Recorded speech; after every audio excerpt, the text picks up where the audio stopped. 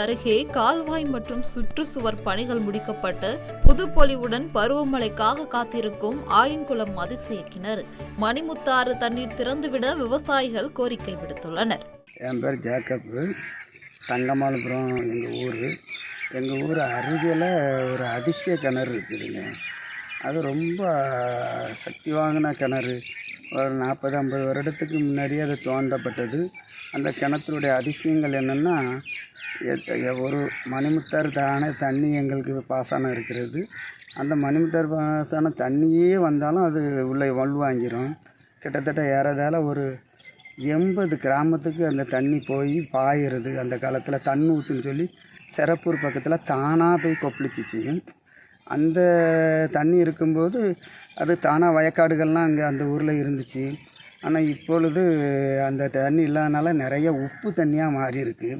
அதுக்காக நிறைய பேர் ஆஃபீஸர்கள், கலெக்டருங்க, நிறைய அரசியல்வாதிங்க எல்லோரும் பார்த்துட்டு போனாங்க.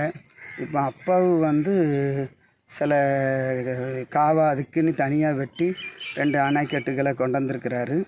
அந்த அணைக்கட்டுகளை கொண்டு வந்து அந்த கிணத்துக்கும் சுற்றி தோளங்கள்லாம் நல்லா காங்கிரீட் லேயர் போட்டு அது எல்லாம் சுற்றி கிளியர் பண்ணியிருக்காங்க. அது நல்ல ஒரு இதுகளுக்காக செஞ்சுருக்காங்க. ஆனால் குறைஞ்சது ஒரு 300 கிராமம் 300 ஊர் இருக்கும்.